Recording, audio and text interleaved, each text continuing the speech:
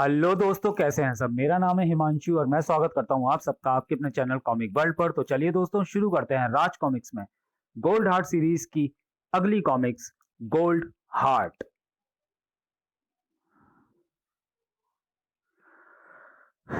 सोने का दिल यानी गोल्ड हार्ट ख्यालों के सागर में गोते लगा रहा था। मैं रह रहकर उसके मस्तिष्क में गूंज रही थी वह चेतावनी। तुम्हें 6 माह का समय दिया जाता है गोल्ड हार्ट। इतने समय में अगर तुम सफल होकर वापस नहीं लौटे तो तुम्हें द्रोही मानकर तुम्हारे विनाश को तुम्हारे पीछे भेजा जाएगा और साथ ही तुम्हारी माँ और बहन को भी खत्म कर दिया जाएगा। धक धक धड़क रहा था सोने के दिल का दिल। आज आज 6 माह की अवधि पूरी हो गई है और मैं अपनी संपूर्ण कोशिशों के बाद भी मशाल प्राप्त करने में सफल नहीं हो पाया हूँ। अब सम्राट क्लोस की सब्र से नहीं बैठेगा। आज उसने मेरे विनाश का प्रबंध कर दिया होगा और जाने क्या किया होगा उस शैतान ने माँ और तोरोशी के साथ।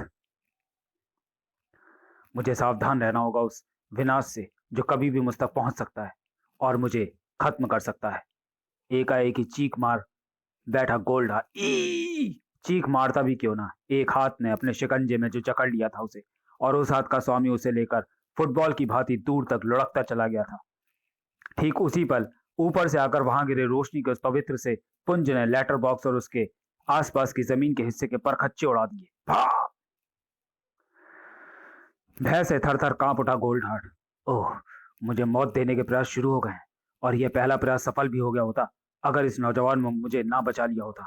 लेकिन इस नौजवान ने मुझे बचाया क्यों? गोल्ड हार्ट के सोचों के जवाब में सुनाई दी उसे उस नौजवान की कहर भरी आवाज। जानते हो उस मौत से मैंने क्यों बचाया तुम्हें? क्योंकि मैं तुम्हें एक गुमनाम मौत नहीं मरने देना चाहता। क्योंकि तुमने मेरे देश की शांति भंग कर दी है। दुश्मन हो तुम मेरे देश के। इसलिए मैं तुम्हें देना चाहता हूँ एक ऐसी मौत जिसे देखकर तुम जैसे मेरे देश के दुश्मन थर्रा उठे। एक सबक हो उन सब के लिए तुम्हारी चीथड़ों में बटी लाश। नौजवान के हाथ में कसमसाया गोल्ड हार्ट। तो कोशिश करना बेकार है गोल्ड हार्ट। इस फौलादी पकड़ से मरते दम तक नहीं छूट पाओगे तुम।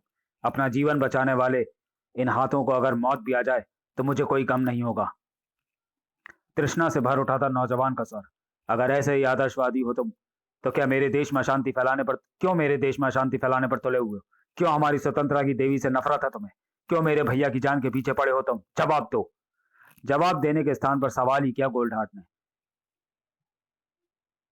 कौन है तुम्हारे भैया? अंकार।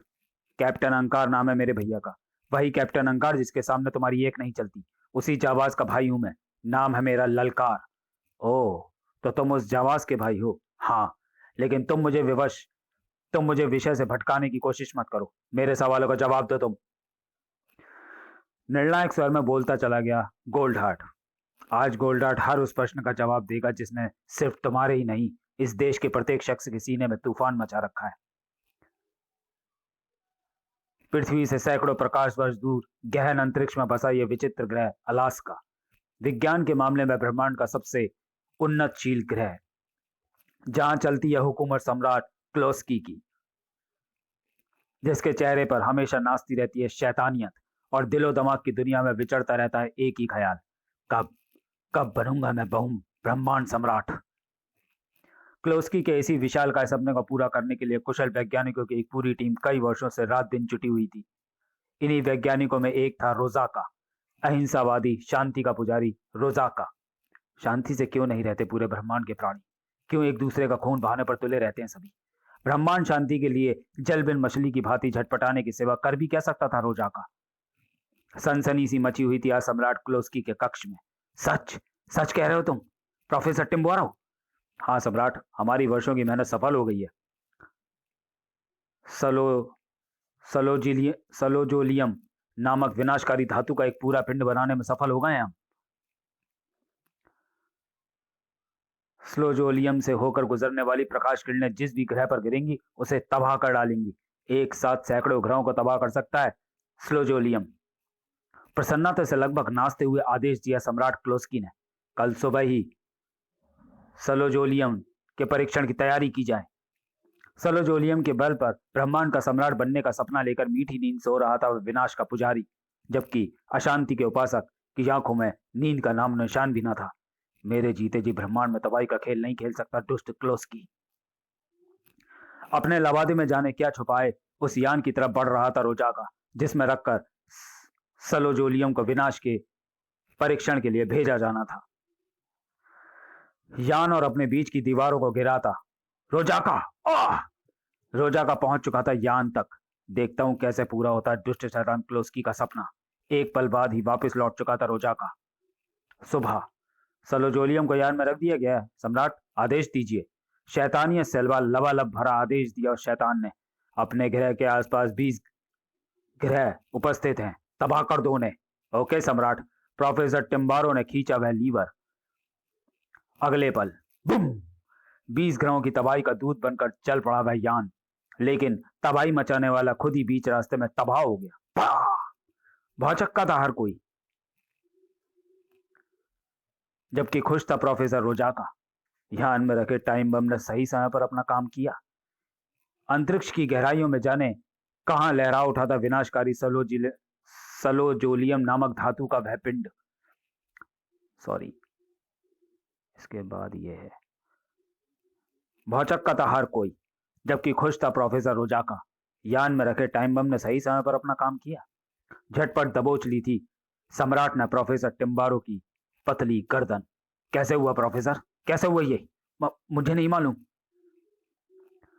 धड़ से अलग हो जानी थी प्रोफेसर टिम्बारो की पतली गर्दन अगर वहां ना गूंजती वह आवाज। मैं बताता हूं सम्राट, कैसे हुआ ये। यान प्रहरी, किसने किया तुम्हारा यह हाल? प्रोफेसर रोजाका। ओह, क्लोस्की के क्रोध का कहर बरस पड़ा प्रोफेसर रोजाका पर। दुष्ट! पल भर भी तो नहीं लगा उसे राख के ढेर में बदलने में। झुंझलाहट के मारे अपने को गंजा करने पर उतारू था क्लोस्की। अब मैं ब्रह्मांड सम्राट नहीं बन सकता। सलोजिलियम के नष्ट होने के साथ ही नष्ट हो गया मेरा सपना भी। तभी गूंजी प्रोफेसर टिम्बारो की किलकारी। सलोजोलियम नष्ट नहीं हुआ है सम्राट। स्क्रीन से चिपक कर रह गई थी सम्राट क्लोस्की की आंखें। वह देखिए, वह पृथ्वी ग्रह पर गिरा जा रहा है। पृथ्वी ग्रह? निराशा की दौड़ का मैदान बन गया था उसका चेहरा।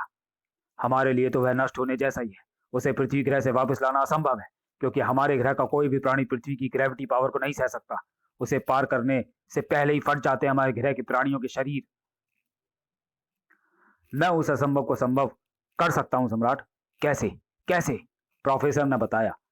चूमी तो लिया सब कुछ जानकर सम्राट क्लोस्की ने प्रोफेसर टिम्बारो का मुंह। धन्यवाद सम्राट। सॉरी, वाह प्रोफेसर, वाह! तुम महान हो, एकदम महान हो। धन्यवाद सम्राट। अब प्रबंध कीजिए उस व्यक्ति का जो बनेगा मेरे प्रयोग का निशाना। उसका प्रबंध तो हुआ ही समझो प्रोफेसर। राजधानी पार्थेलो की एक सुंदर कॉलोनी में बसे इस मध्यम वर्ग के बंगले से गूंज रही थी चिंता में डूबी आवाजें। बेटा हार्ट, तेरे पापा अभी तक लौट कर नहीं आए। कहीं उनके साथ कोई अनहोनी ना हो गई हो। मेरा दिल भी बहुत डर रहा है हार्ट भैया। ओफो, तुम दोनों तो ऐसे ही घबरा रही हो। पापा को कुछ नहीं होने वाला। नौजवान हार्ट के बाकी के शब्द दरवाजा टूटने की आवाज में दबकर रह गए। धड़धड़ाते हुए अंदर घुसे हुए जिनके इरादे कतई अच्छे नहीं थे। कौन हो तुम? क्या करने आए यहाँ? तीनों के सवालों के जवाब में टटराई व विचित्र गन जिससे निकली लहरदार किरणों ने तीनों के मस्तिष्क को घेर लिया था। उठाओ इन्हें और छीन लिए तीनों के होश। कुछ देर बाद होश में आए हार्ट ने लगा दी सवालों की झड़ी। हमें इस तरह क्यों लाया गया है? कहाँ है मेरी मम्मी और बहन? क्या हुआ मेरे पापा को? गद्दार के इस कीड़े को इसके सवालों का जवाब दो प्रोफेसर। प्रोफेसर टिम्बारो ने जवाब दिया हार्ट के एक एक सवाल का। और यह जानकर तुम्हें बहुत दुख होगा कि तुम्हारे पापा सम्राट के हाथों एक भयानक मौत मारे जा चुके हैं। शिकन भी तो ना आई हार्ट के चेहरे पर अपने पापा की मौत की सूचना पाकर। दुख नहीं, फख्र है मुझे अपने पापा की मौत पर। और यह फख्र हो भी क्यों ना, आखिरकार उन्होंने अपना बलिदान देकर पूरे ब्रह्मांड को बचा लिया। बिफर बड़ा सम्राट क्लोस्की। अभी तुझे भी तेरे बाप के पास पहुंचाता हूं मैं। इसे मारना नहीं है, क्योंकि यह आपके सपनों को साकार करेगा। यही पृथ्वी से वापस लेकर आएगा सलोजोलियम धातु। चीखा हार्ट। तुम मुझसे ऐसा हरगिज नहीं करा सकते। नष्ट हो जाऊंगा मगर ऐसा नहीं करूंगा। खूंखार हो उठा प्रोफेसर टिम्बारो के हलक से निकलने वाला स्वर। तुम्हें हमारी बात माननी होगी हार्ट। अपने लिए नहीं, अपनी माँ और बहन के लिए। तुम्हारे इनकार की आग में जलकर राख हो जाएंगे वे दोनों। नहीं, तुम ऐसा नहीं करोगे, नहीं करोगे। ऐसा ही करेंगे हम अगर तुमने हमारी बात ना मानी तो। मजबूरी थी, हार्ट को माननी ही पड़ी उनकी बात। ठीक है, मैं तैयार हूँ, लेकिन मैं पृथ्वी पर पहुंचूंगा कैसे? उसकी ग्रेविटी पावर में फंसकर नष्ट नहीं हो जाऊंगा मैं? नहीं, क्योंकि मैं तुम्हें एक अनोखे रूप में पृथ्वी पर भेजूंगा। अनोखा रूप? कैसा अनोखा रूप? देखते रहो बच्चे, सब पता चल जाएगा। अगले पल दबा वह लीवर और हार्ट के शरीर से अलग होने लगा उसका दिमाग, आत्मा और दिल। जो ना समाये थे उस विचित्र मशीन में, जो जा समाये थे उस विचित्र मशीन में। काफी देर बाद निकला उस मशीन से वह गोल्ड हार्ट, प्रोफेसर टिम्बारो का अद्भुत आविष्कार, दिल, आत्मा और दिमाग का अद्भुत संगम, गोल्ड हार्ट। वाह प्रोफेसर वाह! अचंभित था हार्ट, जो अब गोल्ड हार्ट के अद्भुत रूप में था। ये सब क्या है? क्या है ये मेरा रूप? यही है तुम्हारा अनोखा रूप हार्ट। इस रूप में तुम पृथ्वी की ग्रेविटी पावर को आसानी से पार कर सकते हो, लेकिन इस रूप में मैं सोलोजोलियम कैसे प्राप्त कर पाऊंगा? अपने इस रूप को साधारण मत समझो हार्ट। पृथ्वी की ग्रेविटी पावर को पार करने के बाद यह असाधारण शक्तियां धारण कर लेगा, जिसके बल पर तुम पृथ्वी की किसी भी धातु के रॉ मटेरियल से क्रिया करके वैसे ही रूप धारण कर सकते हो। गोल्ड हार्ट को सब कुछ अच्छी तरह समझाने के बाद अब तुम पृथ्वी पर जा सकते हो गोल्ड हार्ट, लेकिन ध्यान रहे तुम्हें 6 माह का समय दिया जाता है। अगर इतने समय में तुम सफल होकर वापस नहीं लौटे तो तुम्हारे विनाश को तुम्हारे पीछे भेजा जाएगा ही, साथ ही तुम्हारी माँ और बहन को भी खत्म कर दिया जाएगा। और इस तरह सलोजोलियम लेने पृथ्वी की तरफ चल दिया गोल्ड हार्ट, यानी मैं। फिर गोल्ड हार्ट के चुप होने से छा गई चुप्पी, जिसे तोड़ा ललकार की आवाज ने। ओह, अब मैं समझा कि तुम क्यों हमारी स्वतंत्रता की देवी और मशाल के पीछे पड़े हो। ठीक समझे दोस्त, तुम्हारी स्वतंत्रता की देवी उसी सलोजोलियम धातु से बनी है जिसे प्राप्त करने मैं पृथ्वी पर आया हूँ। और अब मुझे मूर्ति और मशाल तुरंत प्राप्त करनी होगी, क्योंकि अब खतरा ठीक मेरे और मेरी माँ बहन के सिर पर मंडरा रहा है। मतलब जिस प्रकाश पुंज से तुमने मुझे बचाया वह इस बात की चेतावनी थी कि जो समय मुझे दिया गया था वह पूरा हो गया है। मेरी मौत बनकर हमारे ग्रह से कोई पृथ्वी पर उतरा है। अगर अभी भी मैं अपने प्रयास में सफल हो जाऊं तो बच सकता हूं, और बच सकती है मेरी माँ और प्यारी बहन। रूंग गया गोल्डहार्ट का गला। सहानुभूति का अपार सागर उड़ेलते हुए ललकार ने अपने हाथों में उठा लिया गोल्डहार्ट को। तुम मशाल और मूर्ति पाने के सच्चे हकदार हो दोस्त। वादा करता हूं तुमसे, अपने भैया को तुम्हें मशाल देने के लिए मजबूर कर दूंगा मैं। डरता से लबालब भरा हुआ था उस नौजवान का चेहरा, कैप्टन अंकार, जिसके चेहरे पर तांडव कर रही थी सनसनी। ये क्या, ये क्या बदतमीजी है ललकार? रिवॉल्वर हटा ले, अपनी कनपट्टी से कहीं टिकट दब गया तो मेरा भेजा उड़ जाएगा। यही तो चाहता हूं मैं, क्योंकि आपने मशाल गोल्ड हार्ट को नहीं सौंपी तो उड़ा दूंगा मैं अपने भेजे को, खत्म कर डालूंगा मैं अपने आप को। खोपड़ी घूम कर रह गई अंकार की। क्या मशाल? हाँ भैया, हमसे ज्यादा उस मशाल की गोल्ड हार्ट को जरूरत है। फिर एक ही सांस में बताता चला गया वो गोल्ड हार्ट की दास्तान। फिर अगर गोल्ड हार्ट चाहता तो लाशों के ढेर लगाकर मूर्ति और मशाल को हत्या सकता था, लेकिन उसने ऐसा नहीं किया। बस गोल्ड हार्ट की यही खूबी यह साबित करती है कि वह हम सबकी भलाई चाहता है। चुप हुआ ललकार तो बोल उठा गोल्ड हार्ट। सलोजोलियम धातु का यहां से जाना पृथ्वी के लिए भी हितकर होगा, क्योंकि अगर सम्राट कुलोस्की को वह नहीं मिली तो वो उन विनाशकारी किरणों को पृथ्वी पर भेज देगा जो सलोजिलियम से क्रिया करके पूरी पृथ्वी को तबाह कर देंगी। दृढ़ स्वर में बोला अंकार। ओह, तो ठीक है गोल्ड हार्ट, मैं तुम्हें मशाल देने के लिए तैयार हूँ। ओ भैया, कितने अच्छे हैं आप! किसी मासूम बच्चे की भांति उछलता हुआ ललकार लिपट गया अंकार से। हेडक्वार्टर में। What nonsense! तुम्हारा दिमाग खराब तो नहीं हो गया कैप्टन? जानते हो उस मूर्ति और उसकी मशाल के लिए क्या इज्जत है हमारे देशवासियों के दिलों में? हम सबकी माँ है वो, स्वतंत्रता की देवी। और तुम चाहते हो हम उसी माँ को एक ऐसे हत्यारे बहरूपियों को दे दें जिसने अपनी बातों से न जाने किस चीज से तुम्हें बरगला लिया है? ऐसा नहीं है सर। गोल्ड हार्ट को वास्तव में उस मूर्ति और मशाल की हमसे ज्यादा आवश्यकता है, और फिर वह हमारी पृथ्वी के लिए भी तो विनाशकारी साबित हो रही।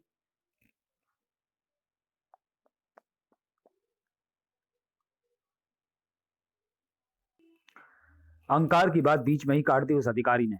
Enough captain Ankar, don't say anything, you may go now.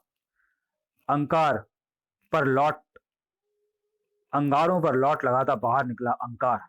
उफ, स्वतंत्रता की देवी की रक्षा के चक्कर में पृथ्वी पर मंडराने वाले खतरे को नहीं देख रहे हैं वे, लेकिन मुझे वह खतरा साफ दिख रहा है, इसलिए उसे रोकने के लिए अपनी जान लड़ा दूंगा मैं। और गोल्ड हार्ट ज्वालामुखी सा फटा था, वह तो सब कुछ जानकर मुझे वह मशाल हर हाल में चाहिए कैप्टन अंकार। उसके लिए तबाह होने जा रही है मेरी दुनिया, और ऐसा हुआ तो तबाह कर दूंगा मैं पूरी पृथ्वी को। अहिंसा के चोले को उतार फेंक ऐसा दरिंदा बन जाऊंगा दरिंदा बन जाऊंगा मैं, जिसके कहर से त्राई त्राई कर उठेगी सारी पृथ्वी। ऐसी नौबत नहीं आएगी दोस्त। मैंने तुम्हें मशाल देने का वायदा किया है, और अपने वायदे को मरकर भी निभाऊंगा मैं। कैसे भैया, कैसे करेंगे आप ऐसा? गैर कानूनी तरीके से। कानून का रखवाला अब कानून का दुश्मन बनेगा। दृढ़ता के सिवा कुछ नजर नहीं आ रहा था अंकार के चेहरे पर। पुलिस हेडक्वार्टर में रखी है वह मशाल। आज रात हम वहां धावा बोलकर उसे उड़ाएंगे गोल्ड हार्ट। ठीक है, लेकिन इसके लिए मुझे लेना होगा कोई आकार। गोल्ड हार्ट की समस्या का हल कर दिया ललकार ने। पास ही वैक्स फैक्ट्री है, मेरे ख्याल से तुम्हें वहां एक अच्छा रूप मिल सकता है। उधर कंगोरा। पुलिस हेडक्वार्टर में रखी मशाल को जब तक प्राप्त नहीं कर लूंगा मैं चैन से नहीं बैठूंगा। और इधर पुलिस हेडक्वार्टर में, यानी तगड़ी सुरक्षा व्यवस्था किस लिए सर? इतनी तगड़ी सुरक्षा व्यवस्था किस लिए सर? मेरा दिल कहता है कि मशाल के साथ कोई अनहोनी घटने वाली है। आज की रात बेहद सावधान रहना होगा हमें। एक खामोश सा तूफान अपने साथ ले आई थी वह रात। वर्दी उसके लिए, जो आंखों में आंसू लिए खड़ा था, सामने टंगी अपनी वर्दी के सामने। वर्दी नहीं, कफन समझकर पहना था तुझे। सोचा था मरते वक्त भी अपने सीने पर सजाए रखूंगा मैं तुझे, लेकिन ऐसा ना हो सका। उतार दिया मैंने तुझे। जानती हो मैंने ऐसा क्यों किया? ताकि बचा सकूं मैं पृथ्वी और उसके वासियों को। और ये काम तुझे अपने शरीर पर सजा कर नहीं कर सकता था मैं। भावनाओं के भंवर में फंसता चला जा रहा था वह सच्चा देशभक्त, वह मानवता का रक्षक। माफ कर देना मेरी वर्दी, मुझे माफ कर देना। पोंछ कर अश्क अपनी आंखों से पलटा अंकार उस मोम के गुड्डे और ललकार की तरफ। रेडी? यस, चलो। अचानक ललकार ने किया बम सा धमाका। मैं भी आपके साथ चलूंगा भैया। क्या? पागल तो नहीं हो गया है तू ललकार? जानता है जिस रास्ते पर मैं जा रहा हूं वो सीधा मौत के घर को जाता है, और मेरे जीते जी तू इस रास्ते पर कदम भी रखे तो लानत है मुझ पर। लेकिन भैया, बस ललकार बस। अब तेरे मुंह से जिद भरा एक भी शब्द निकला तो हमारा मुंह देखोगे अपने भैया का। तड़प कर रह गए ललकार को वहीं खड़ा छोड़कर तूफान बनकर निकल गए अंकार और गोल्ड हार्ट। भैया! आओ गोल्ड हार्ट। हेडक्वार्टर पर हर खतरे से निपटने को तत्पर खड़े पुलिसकर्मियों को गुमान भी न था कि खतरा ठीक उनके सामने पहुंच गया है। उफ, इतने सिपाही! ध्यान रहे, इनमें किसी का एक बूंद खून भी नहीं बहना चाहिए। सभी को सिर्फ बेहोश करके आगे बढ़ना है। ठीक है। अगले पल अंकार की गन ने उगल दिया वह गोला, जिसके फटने के साथ ही गाढ़े धुएं का एक बड़ा बवंडर चारों तरफ फैलती चली गई। धुएं की चादर जो हटी तो सभी को जैसे पत्थर के बुत सा बनाती चली गई। विशेष गैस का प्रभाव इन्हें 1 घंटे तक जड़ अवस्था में ही खड़ा रखेगा। आओ। आंधी तूफान की भांति अंदर भागते अंकार और गोल्ड हार्ट के रास्ते में जो आया वह पहुंच गया बेहोशी की देवता के पास। रास्ते में आई सभी मुसीबतों को हटाकर मशाल तक पहुंचने में ज्यादा देर नहीं लगी उन्हें। वह रही मशाल, उठाओ से। गोल्ड हार्ट ने अपने मजबूत हाथों में उठा ली मशाल, और मानो गजब हो गया मशाल का उठाना। चिंगार उठा हेडक्वार्टर की छत पर लगा सायरन। दहशत नाच उठी अंकार के चेहरे पर। सायरन! कुछ ही पलों में शहर की सारी पुलिस यहां होगी। भागो! दोनों बेहद तेजी से बाहर की तरफ भागे। बाहर पुलिस अंकार की उम्मीद से पहले पहुंच चुकी थी। तुम मशाल लेकर भागो, इन्हें मैं रोकता हूं। पुलिस? जबड़े भीजे जुट गया अंकार पुलिस वालों के कदमों को रोकने के लिए।